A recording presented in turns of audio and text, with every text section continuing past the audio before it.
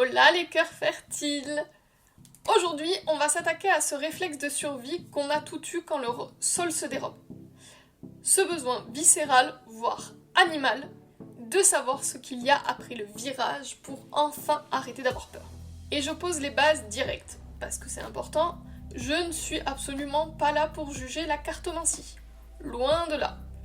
Les cartes sont des outils absolument magnifiques, une poésie de l'inconscient, une métaphore visuelle qui peut offrir une vraie guidance quand on cherche sincèrement à se comprendre. Le problème, ce n'est pas le tarot. Le problème, c'est la perfusion d'espoir qu'on essaye de s'injecter en intraveineuse quand on est en train de perdre pied. On va parler de ce moment de bascule. Ce moment où tu ne tires plus les cartes pour réfléchir à ton chemin ou pour grandir, mais pour obtenir une garantie, un contrat d'assurance sur l'avenir. Ce moment où tu cherches désespérément dans un tirage la preuve formelle que tu peux enfin relâcher la pression, que tu peux arrêter de guetter, que tout va bien se passer. Parce qu'on va pas se mentir, dans une époque où l'incertitude est devenue une torture insupportable, alors qu'on cherche des boussoles partout, même dans des bouts de carton illustrés, je vais vous raconter comment j'ai fini par comprendre que vouloir prédire l'avenir, c'était en fait ma façon la plus sophistiquée de refuser le risque. C'était ma façon de dire à la vie, je ne joue que si je suis sûre de gagner. Et on va voir ensemble comment cette quête de certitude nous empêche, paradoxalement, de vivre la seule chose qu'on possède vraiment, le présent. Parce que, spoiler, vouloir tout contrôler, même avec les meilleures intentions du monde et les plus beaux tirages en croix, ça n'empêche jamais le risque de souffrir. Ça n'empêche pas nos petits cœurs de se briser. Et ça n'empêche pas non plus de juste se sentir vivante, ici et maintenant. Alors on s'installe, on va décortiquer ce besoin de contrôle avec beaucoup de tendresse, parce qu'on sait d'où il vient, mais avec la lucidité nécessaire pour reprendre les commandes de notre propre vie, et sans filtre et sans béquille.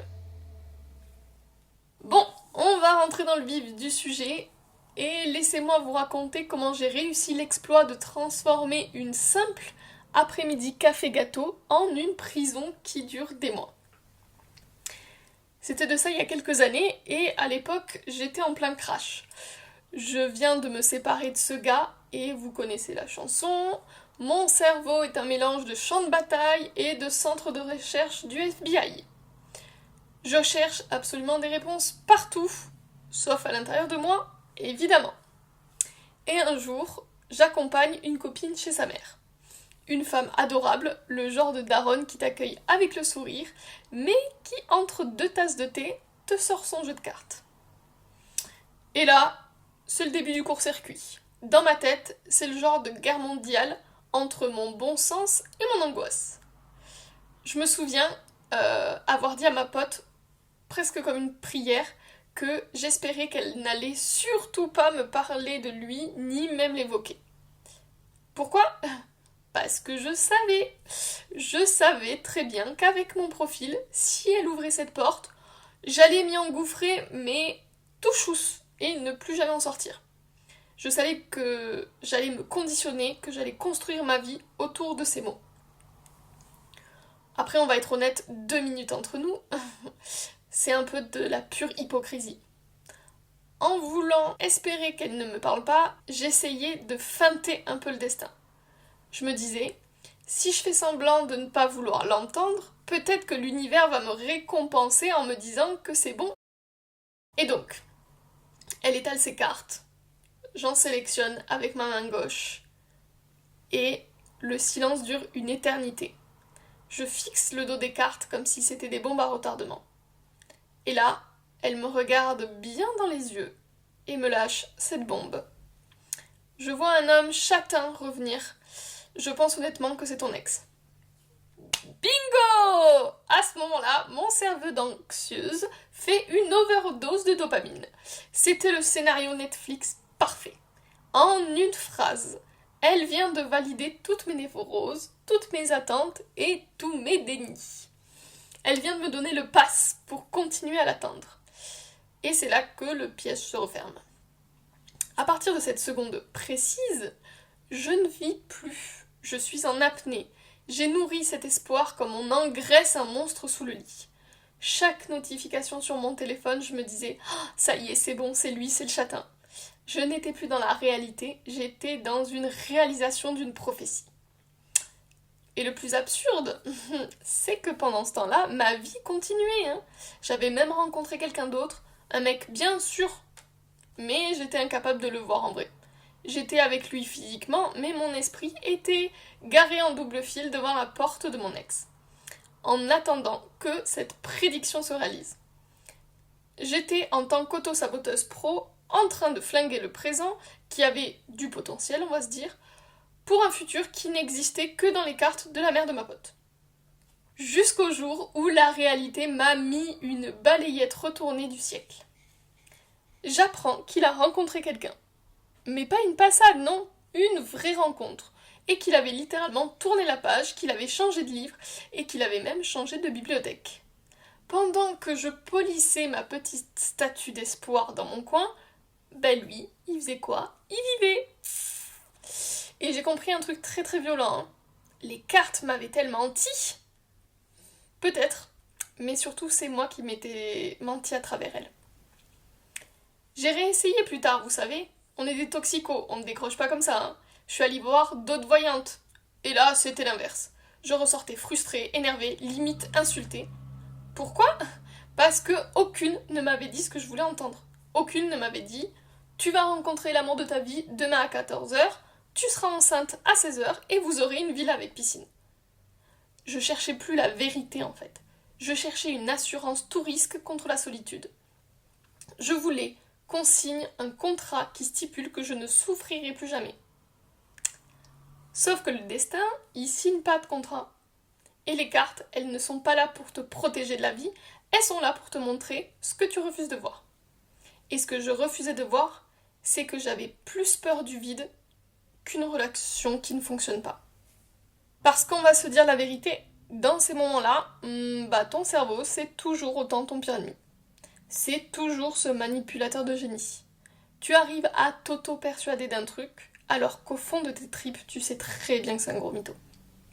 Mais tu as tellement besoin d'air que tu te racontes des histoires à dormir debout. Et le pire, c'est quand tu commences à essayer de convaincre tes copines pour te convaincre à toi que c'est vraiment ce qu'il te faut. On connaît toute cette phrase. Tu leur sors tout l'argumentaire pour te prouver que ce tirage de cartes, c'est juste pour le fun, que t'es hyper détaché. C'est exactement le même principe quand tu essayes de justifier l'achat d'une nouvelle pièce de vêtement alors que ton armoire dégueule déjà de fringues. Tu te trouves des excuses rationnelles pour couvrir une pulsion irrationnelle. Tu te persuades que tu y vas en toute bienveillance alors que pas du tout. Tu sais que ton tirage va déterminer tes prochains mois, voire tes prochaines années. Et là, on rentre dans la phase de paranoïa de l'angoisse. Tu commences à chercher des signes partout. Ton cerveau devient un radar à coïncidence. Un papillon qui passe, c'est un signe qui pense à moi. Une chenille sur un trottoir, ça c'est le symbole de notre transformation à deux. Un nuage dans un désert, l'univers m'envoie un message. Et les heures miroirs, les chiffres, tu essayes d'anticiper le moindre détail qui pourrait venir confirmer tes désirs. Tu es là à scruter le ciel et ton téléphone comme si le destin te devait des comptes. Alors que pendant ce temps, la seule chose que tu confirmes, c'est que tu n'es plus du tout aux commandes de ta propre vie. Et spoiler, quand on cherche un signe, on finit toujours par en fabriquer un. Alors voilà le fond du problème. Vouloir tout prévoir, c'est juste une manière polie de se paralyser. Si on gratte un petit peu sous le vernis de la spiritualité, ce besoin de tirer les cartes, c'est quoi? C'est de la frousse, pure. C'est une tentative désespérée de prendre l'univers en otage pour qu'il nous donne ses secrets. Psychologiquement, c'est ce qu'on appelle l'intolérance à la certitude. Pour une meuf comme moi, le « je ne sais pas » est équivalent à une torture médiévale. Mon cerveau ne supporte pas le vide. Alors, il cherche une longueur d'avance. On croit qu'en connaissant l'avenir, on va pouvoir amortir le choc, préparer le terrain, ou mieux, éviter la douleur. Mais c'est là que le piège se referme. Et c'est là que c'est devenu hyper néfaste pour moi. Quand on te donne une prédiction, ton champ de vision se rétrécit. Ça devient un tunnel.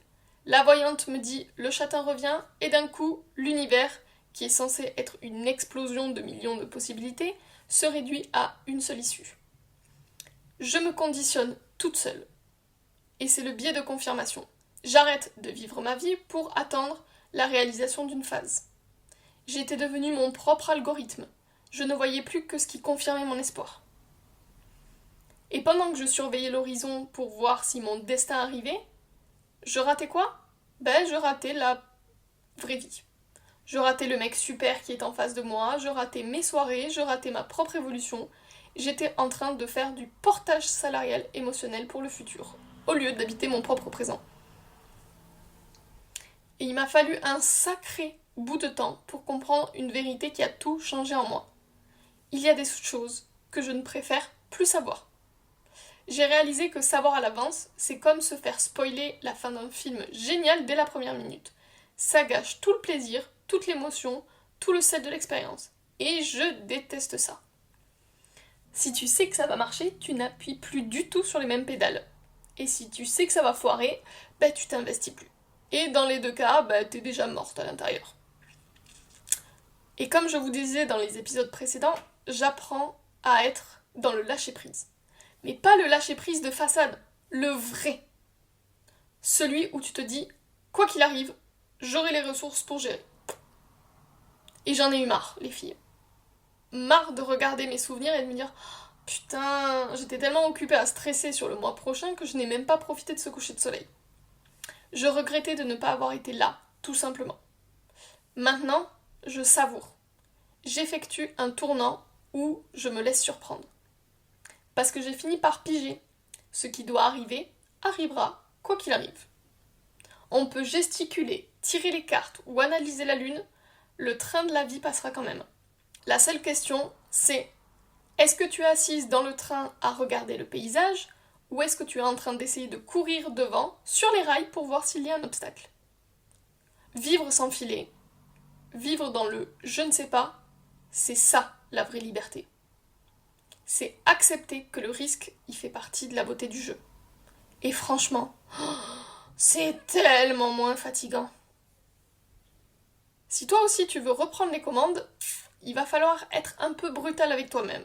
Le lâcher-prise, c'est pas une plume qui s'envole, c'est un muscle qui se déchire.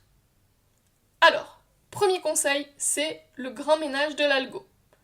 C'est la première étape. On arrête de se mentir. Tu sais, ces vidéos TikTok où la nana te dit « Si tu vois cette vidéo, c'est un signe, ton ex revient. » Alors c'est pas un signe ma grande, c'est un putain de code informatique qui a capté que t'étais une cible facile. Alors on se désabonne de tout. On bloque les mots-clés voyance, tarot, signe. On arrête d'être la pigeonne de service qui nourrit son angoisse avec des tirages aléatoires. Si tu veux de la magie, tu vas regarder un coucher de soleil, au moins c'est gratuit et c'est réel. Ensuite, deuxième, l'ancrage sensoriel, le ici et maintenant. Quand ton cerveau commence à partir en vrille sur « et dans 6 mois », tu le ramènes par le callback. Force-toi à te reconnecter à la matière. Qu'est-ce que tu entends là tout de suite ? Qu'est-ce que je sens ? Quelle est la température de l'air sur ma peau ? S'il faut, dis-le à haute voix. Je suis ici, je suis maintenant et je suis en sécurité. Le futur n'existe pas, c'est juste de la fiction.